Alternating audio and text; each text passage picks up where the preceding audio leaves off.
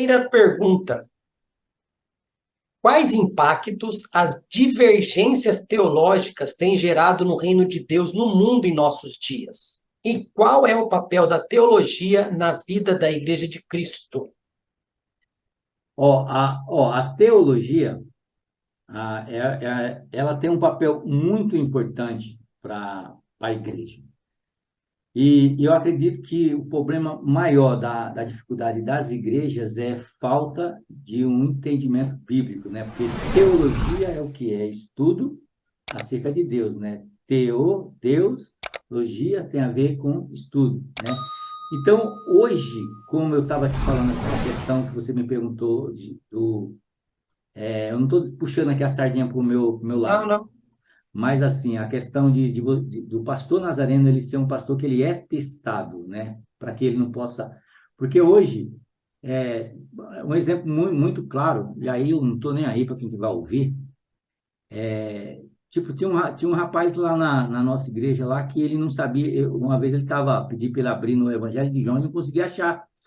E aí saiu lá da igreja lá, tipo, 2 meses depois ele estava pastor numa igreja. Cara, então, você pensa que tipo de ensinamento acerca de Deus a pessoa vai estar? Porque quando alguém pergunta para você, olha, por onde que eu devo começar a ler a Bíblia? Você fala assim, para o novo convertido, começa a ler pelo Evangelho de João.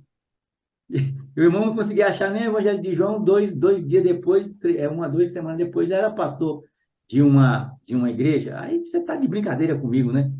Você entendeu? Então, o papel teológico dentro da igreja, ele é muito importante, o quê? Para poder é, é, fundamentar a fé de um cristão em Cristo Jesus. Por que que hoje a estatística diz há uns 3 anos atrás que a gente já tem na estatística do IBGE tantos por centos de cristão não praticante, né? Por que que tem esse tipo de pessoas? Por que o IBGE também diz que nós somos mais de 50% da população do Brasil convertida, mais do que os católicos, e a gente não influencia nada.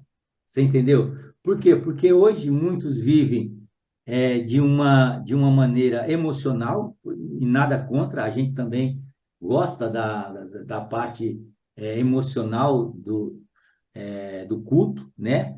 Mas a Bíblia diz que a gente deve crescer na graça e no conhecimento. Então, o pessoal está crescendo muito na graça e esquecendo do conhecimento, porque o conhecimento, para mim, ele é o quê? Ele é aquilo que sustenta você quando você não tem o louvor para você, tipo, chorar. Sabe, quando você vai no emocional, na igreja, você tem aquele momento, está tudo preparado para você naquele momento, mas na segunda-feira não tem a harpa tocando, né? Então é o que você reteu do domingo, do conhecimento bíblico, para que você possa se manter na segunda-feira. Então a Bíblia diz que a gente é o quê? A gente é feito de corpo, alma e espírito. Então muitos alimentam muito a parte espiritual, que é a parte dos dons, a parte emocional, entendeu? Mas esquece o que da alma. E a alma tem a ver com o quê? Com a emoção, com aquilo que quando você não vê, né? E se você vê, a alma tem tudo a ver com a fé, né? Porque quando você não está sentindo nada, quando você não sente o arrepio, quando você não sente que Deus está perto de você, a tua fé te sustenta, mesmo você não sentindo nada, né? Eu vou fazer, por quê? Porque eu sei que Deus está no negócio. Eu aprendi, é aquilo que Davi diz, né? Davi diz: guardei a tua palavra no meu coração para não pecar contra ti. Então, o que falta dentro hoje para que as pessoas possam ter uma teologia correta é tipo assim, é guardar essa palavra no coração. Mas aí eu falo aquilo que o livro de Hebreus diz, né? O escritor, que eu não sei quem é, diz: mas como crerão se não há quem pregue, né? Então, e por que não aí eu acrescento versão Sandro Domingos, né? Como pregarão se não sabem nem por quê? Porque foi feito há 5 anos atrás nos Estados Unidos, que é uma nação cristã, que o tempo, por exemplo, de oração de um pastor lá era menos do que 5 minutos. E aí eu fico falando, se lá é daquele jeito, você imagina por aqui, né? Isso não pode ser um. uma régua para gente, pelo amor de Deus. Não, mas infelizmente é só você dar uma sapiada nos domingos aí nos cultos e você vê, tipo assim, o meu pastor, ele falava o seguinte: você quer saber se um cara sabe pregar ou não, se ele tem conhecimento bíblico ou não, ou se ele é raso ou não? Se ele for muito raso, pega as mensagens dele, ele só vai estar pregando história. Ele só vai estar pregando o Antigo Testamento, o livro de Josué passou com a arca, Moisés abriu o Mar Vermelho, Jesus curou, mas ele dificilmente você vê ele pregando, por exemplo, nas cartas paulinas, dificilmente você vê pegando nas epístolas, né, de João. Por quê? Porque ali precisa de teologia, precisa de você ter um mínimo de conhecimento, porque não tem uma história para você contar, né? Não tem uma história para você contar. Então, você quer ver se uma pessoa, se ele prega bastante, ou o seu conhecimento teológico dele é tipo, é você ver aonde que ele prega. A primeira parte da pergunta, Qual que era a outra? a primeira parte, você falou da teologia, mas quais impactos as divergências teológicas têm gerado no reino de Deus, no mundo em nossos dias? Então, as divergências, tipo assim, se for teológica, ela causa confusão naquilo que as pessoas creem. Por exemplo, tipo assim, o batismo com o Espírito, o que é evidência do batismo com o Espírito Santo? É falar em línguas? É os dons espirituais? É o fruto do Espírito? Então, tipo assim, esse tipo de questão, às vezes assim, eu recebo muito na igreja pastores que vieram de igrejas pentecostais. Se fosse ver na nossa linha lá, o pessoal diria que a gente está na linha neopentecostal. Eu não me encaixo nesse tipo de quadrado. Mas geralmente eles vêm com aquela questão, tipo, não, mas a evidência do batismo com o Espírito Santo é o falar em línguas, que está lá em Atos dos Apóstolos, capítulo 2, quando na realidade, quando você faz uma exegese por cima, bem fraquinha ali, você vê que não tem nada a ver, né? E isso aqui, uma compreensão errada disso aí, tipo, causa confusão naquelas pessoas que ouvem. Porque assim, hoje nós estamos pregando para uma geração que ela é mais ignorante do que os nossos pais. O que acontece com as gerações? Toda geração que veio depois, ela sempre era mais inteligente do que os seus pais.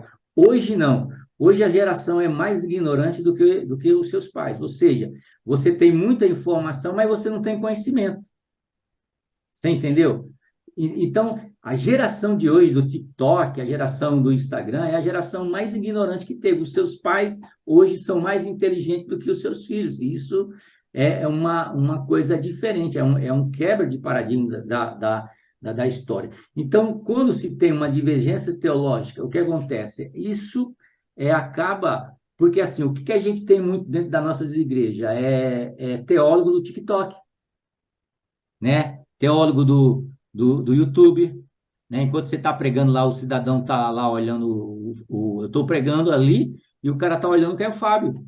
O que o Caio Fábio fala daquilo que o pastor está falando? O que o Ed René e Vix fala daquilo que o pastor está falando, né? Eu estava conversando com uma pessoa, às vezes chega de uma coisa, ela mandou a posição do Kleber Lucas daquilo que eu estava falando. Aí você está de brincadeira, né, irmão? Então, a geração é ignorante. Então, sempre que eu falo quando termino o sermão, irmão, pelo amor, não acredite em mim, cara. Por que eu faço assim, ó? Eu prego, eu deixo o meu esboço lá no aplicativo, a igreja tem um aplicativo da igreja, o meu esboço fica lá. Eu falei, não, pelo amor de Deus, pega a minha live de novo, que fica gravado, pega o esboço lá e compara e vê se eu não errei em alguma coisa, para você não faça, seja um crente de Bereia, né? Analise para ver, porque não é porque eu sou pastor que eu tenho a verdade, né? Porque eu sou pastor que de vez em quando eu não erro, então dá uma olhada para ver se está tudo certo, para poder você comer, né? Não é isso que a Bíblia diz que a gente é ovelha, né? E uma questão de ser ovelha é que a ovelha tem dois estômagos, aquele estômago que ela come primeiro, e depois ela vai, deita, e ela vai remoendo, aquilo que é bom ela joga para o estômago, para o outro estômago, e aquilo que não é ruim ela descarta.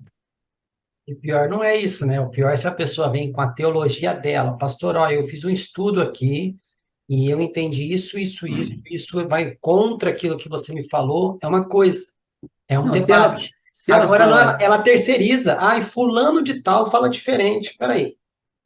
Eu não estou pregando fulano de tal, estou pregando para você. pois é. Mas é isso mesmo. Só que a gente, para não ser muito polêmico, a gente passar para a segunda pergunta, você ainda falou de coisas que divergem, que não altera a salvação da pessoa, né? Se ela fala em línguas ou não, se ela tem dons ou não, se ela não apresenta o fruto ou não, tem toda uma relação se isso vai afetar a salvação da pessoa ou não, né? Tanto faz para Deus se ela fala em línguas ou não. Agora tem outras divergências aí que afetam de forma brusca, de forma abrupta a salvação da pessoa. E aí, uma falta de teologia faz o quê? Destrói todo um conceito, destrói tudo. E Ah, aqui, tá. Você quer ver uma coisa que faz toda a diferença se você tem uma base sólida ou não nessa questão? Cara, é tipo assim, o calvinista, né? Aquele que crê na doutrina da predestinação e aquele que crê na doutrina do livre-arbítrio, né? isso aí é Porque se outra eu, se discussão eu, também. se eu creio na doutrina da predestinação e Deus já me mandou para o inferno lá, então não adianta eu fazer o que fazer. Então tem que meter o louco e fazer e aproveitar a vida mesmo, já que eu vou para o inferno mesmo, entendeu? Né? Ou se eu não for para o inferno, Deus vai dar o jeito dele que ele me escolheu para ir para o céu. Então Também posso viver de qualquer jeito de também, porque qualquer jeito, vai dar tudo certo no vai tudo final. No certo. final, no final dá tudo certo. Ou eu vou É, para o inferno porque Deus mandou eu ir, ou eu vou para o céu porque ele vai dar o jeito porque ele quer que eu vá também. Tá? As cartas já estão marcadas. mas Então, amém. o entendimento desse aí é errado. Mas amém. Bora para a segunda pergunta? Vamos. Vamos lá.